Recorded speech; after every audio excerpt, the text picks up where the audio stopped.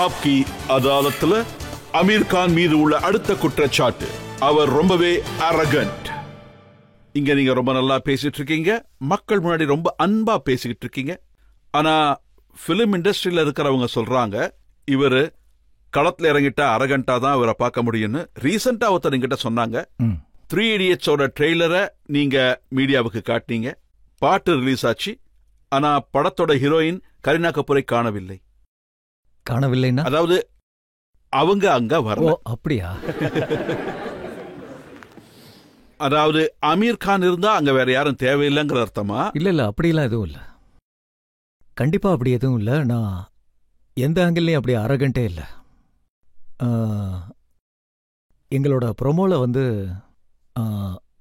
Raju sir, Vinod, அப்புறம் நான் இருந்தேன். ப்ரோமோ ரிலீஸ் பண்ற அந்த டைம்ல பாத்தீங்கன்னா, அதுக்கப்புறம் நாங்க ப்ரோமோ ரிலீஸ் பண்ணோம். அதுல பாத்தீங்கன்னா மாதவன், ஷர்மன், அப்புறம் நான் ஆலிஸ்வெல் பாட்டு இருக்குல்ல, அதை ரிலீஸ் பண்ணோம். கரீனா கூட இருக்கிற ரொமான்டிக் சாங் நானும் கரீனாவும் சேர்ந்து ரிலீஸ் பண்ணோம். இது வினோத் சாரோட பிளானா தான் இருந்தது. படத்தோட ப்ரொடியூசர் அவரு. இந்த ஒவ்வொரு பாட்டையும் 3 பேர் தனித்தனியா ரிலீஸ் பண்ணோம். 2 பாட்டை ஒருத்தர் ரிலீஸ் பண்ணோம். சரி, இந்த ரொமான்டிக் சாங், அதாவது ரொமான்டிக் பாட்டு, ரொமான்டிக் பாட்லயாவது ஹீரோயினை முன்னுக்கு கொண்டு வந்தீங்களே நீங்க. இண்டஸ்ட்ரியில இருக்கிறவங்க ஒன்னு சேர இடத்துல ஒரு எக்ஸாம்பிள் நான் கொடுக்கறேன். ஓம் சாந்தி ஓம், ஃபரா கானோட படம். மொத்த இண்டஸ்ட்ரியும் இருந்தாங்க. சஞ்சய் தத் வந்தாரு, சல்மான் கான் அவர் வந்தாரு, ஷாருக், எல்லாரையும் கூப்பிட்டாரு அந்த பாட்டுல. ஆமா, அந்த பாட்டுல தர்மேந்திர சார் மாதிரி பெரிய ஆளும் கூட அந்த இதுல வந்தாங்க. ஆனா இண்டஸ்ட்ரியில இருந்து ஒருத்தர் மட்டும் வரவே இல்லை. அது யாரு? அமீர் கான். ஆக்சுவலி இது பாத்தீங்கன்னா என்னோட அரகன்ஸ் கிடையாது. நான் என்னோட வேலையை ரொம்ப சீரியஸா எடுத்துப்பேன். மற்றவங்க அந்த மாதிரி இல்லைன்னு நான் சொல்ல வரல. என்னை பொறுத்த வரைக்கும் ஏதாவது ஒரு படத்துல நான் ஒரு ஷாட் கொடுக்கறதா இருந்தாலும் நான் முதல்ல ஸ்கிரிப்டை தான் படிப்பேன். அதுக்கப்புறம் டிசைட் பண்ணுவேன் நான் பண்ணுமா வேணாமான்னு. இப்போ அவங்க ஒரு பாட்டு ஷூட் பண்ண நினைக்கிறாங்க, அந்த பாட்டுக்காக நான் ஸ்கிரிப்டை கேட்க முடியுமா? நல்லா இருக்காதுல்ல. என்னோட வேலையை நான் பேஷன் அண்ட் லவ்வோட பண்ணுவேன். ஒருவேளை எனக்கு நீங்க 100 கோடி கொடுத்து இந்த பாட்டை பண்ணு, இந்த படம் பண்ணுனா நான் பண்ணவே மாட்டேன். எனக்கு உள்ளுக்குள்ள ஒரு குரல் கேட்காம நான் அந்த விஷயத்த பண்ணவே மாட்டேன். அண்ட் நான் அதுக்காக ஒரு ஸ்கிரிப்ட் கேட்க மாட்டேன். ஒருவேளை அந்த ஸ்கிரிப்டை படிச்சு அது எனக்கு பிடிக்காம போயிருச்சுன்னா அதுவும் தப்பு தான். அந்த ஸ்கிரிப்டை படிச்சுட்டு நான் பண்ணலன்னா அது தப்பாயிரும்ல, அது கஷ்டமாயிரும். இந்த மாதிரி விஷயங்கள்ல இருந்து நான் விலகியே இருப்பேன். நீங்க என்ன நோட்டீஸ் பண்ணா தெரியும், நான் பார்ட்டிஸ்க்குலாம் போகவே மாட்டேன், ஃபங்க்ஷன்ஸ்க்குலாம் போக மாட்டேன். அவார்ட் செரிமனிக்கு போக மாட்டீங்களா? அவார்ட் செரிமனிக்கு போக மாட்டேன். அதனால தான் அரகன்ட்னு சொல்றாங்க. இது அரகன்ஸ் கிடையாது. இருக்கிற இடத்துல நீங்க ஆக்சுவலி அது அரகன்ஸ் கிடையாது. இந்த மாதிரி விஷயங்கள்லாம் நான் ஃபிட் ஆக மாட்டேன்னு எனக்கு தோணும். என்னால அதுல ஃபிட் ஆக முடியாது. ஏன்னா இது ஒரு வினோதமான உலகம். அது அப்ப உங்க ஸ்டாண்டர்ட் வேற. நீங்க ஆஸ்காருக்கு தான் ஃபிட். இல்ல இல்ல, என்ன வார்த்தை சொல்றீங்க? ரொம்ப நல்லா சொன்னீங்க. கண்டிப்பா இந்த விஷயத்துல எந்த உண்மையுமே இல்ல. என்னை பொறுத்த வரைக்கும் பாத்தீங்கன்னா இந்தியன் அவார்ட்ஸ் இதுல என்னோட எக்ஸ்பீரியன்ஸ் செட் ஆகவே இல்லை. இதுல மறைக்கிறதுக்கு எதுவுமே இல்லை, எல்லாருக்குமே தெரியும். அதனால நான் விலகியே இருப்பேன். ஆஸ்கர்ல என்னோட எக்ஸ்பீரியன்ஸ் ரொம்ப நல்லா இருந்தது. ஸோ அவார்ட்ஸை பத்தி சொன்னா எனக்கு அங்க செட் ஆகாத மாதிரி இருந்ததுன்னா நான் விலகியே இருப்பேன். அதாவது அந்த மாதிரி எதுவும் இல்லைன்னா நான் ஏன் விலகி போக போறேன்? நீங்க சொல்ற மாதிரி ஆஸ்கர், ஆக்சுவலி நான் அவார்ட்ஸ்க்காக படம் பண்றதே கிடையாது. நான் ஆடியன்ஸ்க்காக தான் என்னோட படத்தை பண்றேன். என்னை பொறுத்த வரைக்கும் ஆஸ்கரோட மதிப்பு என்னன்னா, அது மூலமா நாம உருவாக்கியிருக்க படத்துக்கு ஒரு கதவு கிடைக்குது, ஒரு ஜன்னல் கிடைக்குது மத்த உலகத்துக்கு. ஸோ ஆஸ் அ மார்க்கெட்டிங் டூலா அதை நான் பயன்படுத்திக்க நினைக்கிறேன், வேற எதுவும் இல்லை. ஏன்னா ஆஸ்கர்ல இருக்கிறவங்க நீ நல்லா பண்ணியிருக்க இல்ல அப்படின்னு சொல்ல தேவையில்லை. என் ஆடியன்ஸ் அதை முன்னாடியே சொல்லிடுவாங்க, நீ நல்ல படம் பண்ணியிருக்க இல்ல இல்லன்னு சொல்லுவாங்க. யாருக்காக அந்த படம் பண்றனோ பிடிச்சிருக்கா இல்லையான்னு அவங்க சொல்லுவாங்க. அதுலதான் எனக்கு அதிக இன்ட்ரெஸ்ட். அவார்டை வாங்கி நான் என்ன பண்ண போறேன்? ஆனா இந்த மாதிரி ஒரு அவார்டு இருந்தா, லைக் கான் ஃபிலிம் ஃபெஸ்டிவல் இல்ல பெர்லின் ஃபிலிம் ஃபெஸ்டிவல் இல்ல ஆஸ்கார் ஃபெஸ்டிவல், பல ஸ்டேஜஸ் இருக்கு. இதெல்லாம் இன்டர்நேஷனலி ரெகக்னைஸ்டு ஒன். அங்க நமக்கு ஒரு அங்கீகாரம். நம்ம படம் பிடிச்சா லைக் லகான், அது ஒரு. அதனால தான் மகேஷ் பட் இந்த வார்த்தையை சொல்லியிருக்காரு. பெர்லின், கான்ஸ், ஆஸ்கரை பத்தி பேசுறாங்க. அதாவது வெள்ளத்தோள் ஒயிட் ஸ்கின் காரங்களுக்கு முன்னாடி தலகுனியவும் ரெடியா இருக்காங்கன்னு. இல்ல, நான் தலகுனியறதெல்லாம் யார் முன்னாடியும் பண்ண மாட்டேன். யார் முன்னாடியும் தலகுனிய மாட்டேன். அவங்களோட தோலோட நிறம் எதுவா இருந்தாலும் எனக்கு அதை பத்தி கவலை இல்லை. நாளைக்கு பெர்லின்காரங்க கருப்பாயிட்டா அதை பத்தி எனக்கு கவலை இல்லை. ஸோ என்னை பொறுத்த வரைக்கும் நான் என்ன நினைக்கிறேன்னா, இந்த பிளாட்ஃபார்ம்ஸ் இருக்குல்ல, பெர்லினா இருக்கட்டும், கேன்ஸா இருக்கட்டும், இல்ல ஆஸ்காரா இருக்கட்டும், பல வருஷமா இவங்க ஒரு லெவல் ஆஃப் ஸ்டாண்டர்ட் மெயின்டைன் பண்றாங்க. இந்த லெவல் ஆஃப் ஸ்டாண்டர்ட் நீங்களும் மெயின்டைன் பண்ணா உங்களுக்கும் அந்த மரியாதை கிடைக்க போகுது. இது உங்ககிட்ட தான் இருக்கு. உங்க மரியாதைய நீங்க எந்த லெவல் மெயின்டைன் பண்றீங்கன்னு. நான் ஒரு அவார்டை, நான் ஒரு நிறுவனத்தை ஆரம்பிச்சு அந்த அவார்டை நான் விற்க ஆரம்பிச்சா அந்த அவார்டுக்கு என்ன மரியாதை இருக்கும்? சோ இந்த மாதிரி அப்ப நீங்க சொல்றது அவார்ட்ஸ்லாம் வந்து விக்கிறாங்க. நான் சொல்ல, நீங்க சொல்றீங்க.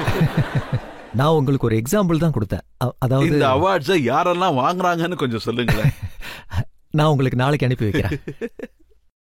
அதாவது நான் என்ன பாயிண்ட் சொல்ல விரும்புறேன்னா, இந்த நிறுவனங்கள் இருக்குல்ல, இந்த நிறுவனங்கள் இருக்குல்ல பல வருஷமா ஒரு ஸ்டாண்டர்ட் மெயின்டைன் பண்ணிக்கிட்டு இருக்காங்க. அதனால இந்த பிளாட்ஃபார்மை நம்புறாங்க. ஒருவேளை எங்க பிலிம் அவங்களுக்கு பிடிச்சிருந்தா, லகானை சொல்றேன், ஒரு எக்ஸாம்பிளுக்காக சொல்றேன். லகான் வந்து ஆஸ்காருக்கு நாமினேட் ஆச்சு.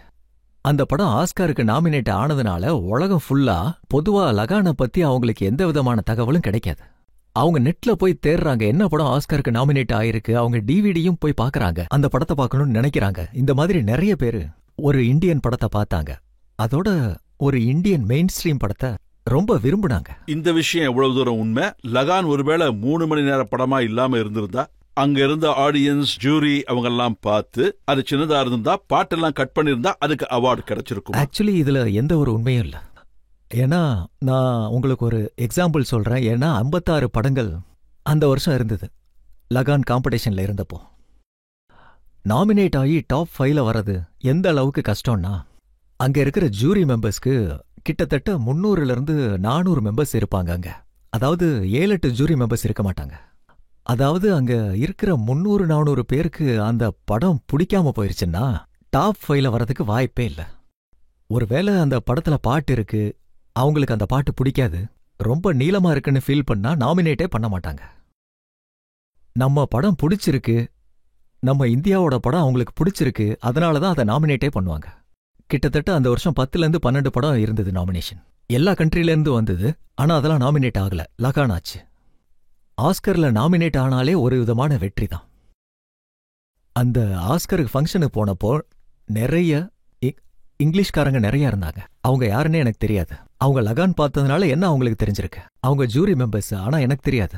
அப்போ எங்க பேரு அனௌன்ஸ் ஆகல, நோமேன்ஸ் லேண்டு அனௌன்ஸ் ஆச்சு. அதுக்கப்புறம் ஃபங்க்ஷன் முடிஞ்சதுக்கு அப்புறம் கிட்டத்தட்ட 50 பேர் என்கிட்ட வந்தாங்க. எங்களுக்கு ரொம்ப வருத்தமா இருக்குன்னு என்கிட்ட சொல்றாங்க. உங்க படம் செலக்ட் ஆகலன்னு சொல்றாங்க, நீங்க ஏன் வருத்தப்படணும்னு கேட்டேன். நாங்க ஜூரியா இருந்து உங்களுக்கு ஓட் பண்ணோன்னு சொன்னாங்க. எங்களுக்கு அந்த படம் அவ்வளவு பிடிச்சதுன்னு சொன்னாங்க. ஒருவேளை உங்களோட அந்த படத்துக்கு அவார்டு கிடைச்சிருந்தா நிறைய நல்ல விஷயங்கள் நடந்திருக்கும். ஆனா வேற ஒரு படத்துக்கு தான் கிடைச்சது, ஸ்லம் டாக் மில்லியனர். அதுக்கு ஆஸ்கார் அவார்டு கிடைச்சிருக்கு. ஆனா அந்த படம் என்ன பெருசா இம்ப்ரெஸ் பண்ணலன்னு சொல்லியிருக்கீங்க. என்கிட்ட ஒரு பிரச்சனை இருக்கு. ஆக்சுவலி நான் அரகண்ட் இல்ல, நான் கொஞ்சம் நேர்மையானவன். அதாவது என்னால பொய் சொல்ல முடியாது. அப்போ ஸ்லம் டாக் மில்லியனர் அப்போ பார்க்கல, என்னோட ஃப்ரெண்டோட படம், அனில் கபூரோட படம். நான் டேனி பாயிலோட ஒரு பெரிய ஃபேன். அவரு படம் எடுத்திருக்காரு, அது மக்களுக்கு ரொம்ப பிடிச்சிருக்குன்னு சொன்னா நான் ரொம்ப சந்தோஷப்பட்டேன். அவங்களுக்கு விஷ் பண்றதுக்கு நான் பிரீமியருக்கு போயிருந்தேன். அது வரைக்கும் படம் பார்க்கல. நான் அந்த படம் பார்த்தோன்னே எனக்கு என்ன தோணுச்சுன்னா, பர்சனலி ஓகேன்னு தான் தோணுச்சு. எனக்கு ரொம்ப பிடிக்கல. எனக்கு அது பிடிக்காதப்போ அதை எப்படி ரொம்ப பிடிச்சிருக்குன்னு நான் சொல்ல முடியும்? எனக்கு ஓகேன்னு தான் தோணுச்சு. நம்ம இந்தியால இந்த மாதிரி நடக்குதுன்னு அவங்க காமிச்சிருந்தாங்க. நம்ம இந்தியால இப்படி நடக்கிறதுல ஆனா அவங்க காமிச்சிருந்தாங்க. என்ன பண்ண முடியும்? என்னை பொறுத்த வரைக்கும் பர்சனலி அந்த படம் எனக்கு பெருசா பிடிக்கல. இந்த உண்மையை நான் எப்படி சொல்ல முடியும் சொல்லுங்க? ஆனா அந்த படத்துக்கு ஆஸ்கார் கிடைச்சது நல்ல விஷயம். கிடைச்சது நல்ல விஷயம் தான். ஆனா ஜூரி மெம்பர்ஸ்க்கு பிடிச்சிருக்கு, நான் என்ன பண்றது? இந்த சினிமான்றது ஒரு சப்ஜெக்டிவான விஷயம். இதுல எந்த ரூல்ஸும் ரெகுலேஷனும் இல்ல. ஒரு படம் எனக்கு பிடிக்கலாம், உங்களுக்கு பிடிக்காம இருக்கலாம். ஆனா இந்த விஷயத்த நான் ஒத்துக்கிட்டு தான் ஆகணும். ஒருத்தர் மங்கள் பாண்டே பார்த்துட்டு எனக்கு அது பிடிக்கலன்னு சொன்னா அதை நான் ஒத்துக்கணும். ஏன்னா அவரு பார்த்திருக்காரு, அவருக்கு அது பிடிக்கல. I have to accept that. I can't சே இந்த படம் நல்லா பண்ணியிருக்கேன், ஏன் உங்களுக்கு பிடிக்கல அப்படின்னு கேட்க முடியாது என்னால. கரெக்ட் தான் சார். நீங்க சொல்ற இந்த ஆஸ்கார் விஷயத்த நான் ஒத்துக்கிறேன். பிளாக் ஃபிலிம், அமிதாப் பச்சன் எல்லாரும் ரெஸ்பெக்ட் பண்றாங்க. அந்த படத்தை பார்த்து சொல்லிருக்கீங்க இது இன்சென்சிட்டிவா இருக்குன்னு. இன்சென்சிட்டிவ், ஆமா. பிளாக் நான் பார்த்தப்போ எனக்கு பிடிக்கல, நான் என்ன பண்றது? அதுல எனக்கு என்ன தோணுச்சுன்னா, நம்ம ஆடியன்ஸ்க்கு என்ன காட்டிக்கிட்டு இருக்கோம், எனக்கு அதுல என்ன தப்பா தோணுச்சுன்னு நான் சொல்றேன். அதாவது ஒரு பொண்ணுக்கு குழந்தைகளை பத்தி அந்த பொண்ணுக்கு கண்ணும் தெரியாது காதும் கேட்காது, அவளால பேசவும் முடியாது. நம்ம அவளை கன்னத்துல அரையிறோம், அவளை அப்படியே தண்ணிக்குள்ள வச்சு அழுத்துறோம், அப்புறம் அவளை பயமுறுத்தி அவளை மிரட்டி டார்ச்சர் பண்ணி அவளுக்கு கத்துக் கொடுக்குறோம்.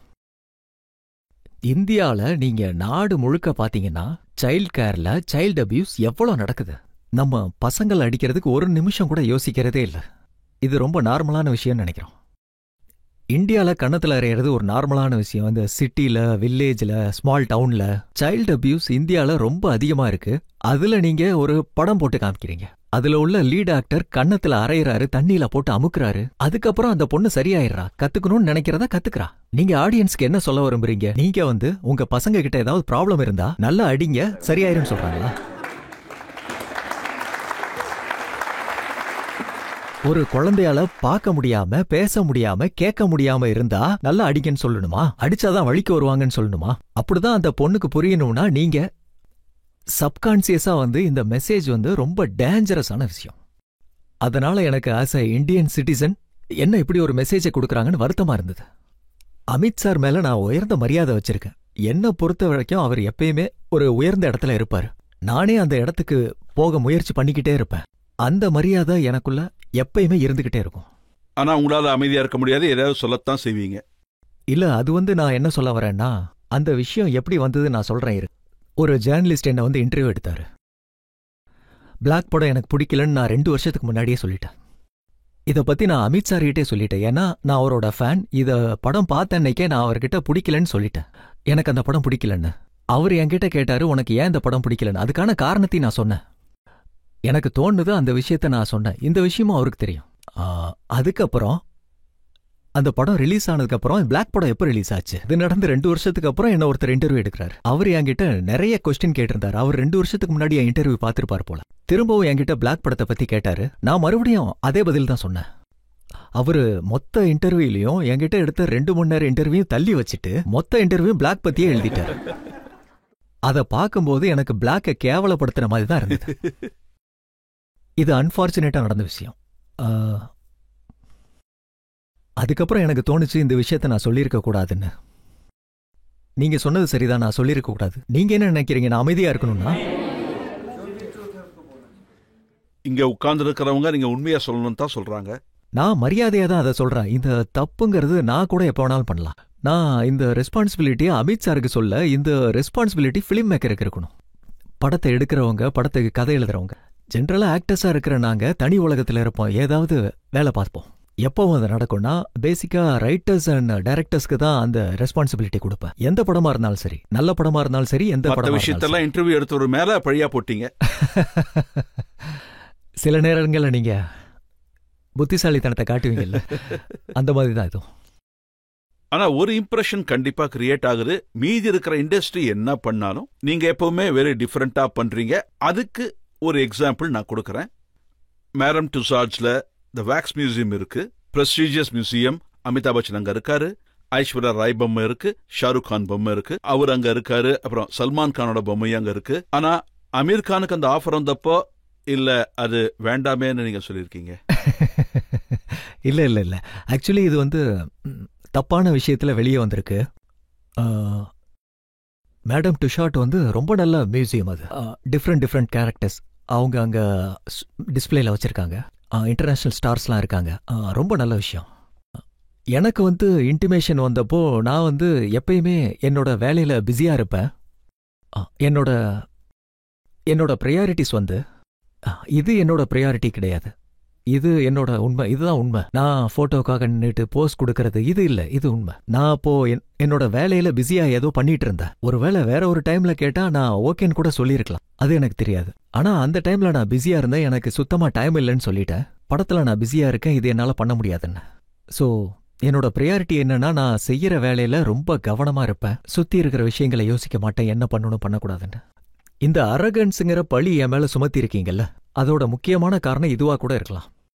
நான் ஏதாவது ஒரு வேலை பார்த்தா என்னோட மொத்த எனர்ஜிஸ் அந்த ஒரு வேலையில எப்பவும் ரொம்ப ஃபோக்கஸ்டா இருக்கும். அதனால என்னை சுத்தி இருக்கிற மற்ற எல்லா வேலையும் டோட்டலா மறந்துடுவேன். என் ஃப்ரெண்டு யாராவது எனக்கு ஃபோன் பண்ணா நான் எடுக்க மாட்டேன். அவங்க நினைக்கலாம் இவன் சரியான அரகண்ட், ஃபோன் பண்ணாலும் ரெஸ்பாண்ட் பண்ண மாட்டான். ஆக்சுவலி அந்த டைம்ல நான் அரகண்டா இல்ல, நான் என் வேலையில ஃபோக்கஸ்டா இருக்கேன். எனக்கு வேலை செய்யறதுக்கு இதை தவிர வேற வழி தெரியாது. இதை நான் பர்பஸா பண்றதில்ல. சரி, இப்ப நீங்க கொடுத்த பதில வச்சு மக்கள் முடிவு பண்ணுவாங்க, அவங்க சொல்லுவாங்க. நல்ல முடிவா சொல்லுங்க. அதாவது நீங்க உண்மையிலேயே அரகண்டா இல்லையான்னு.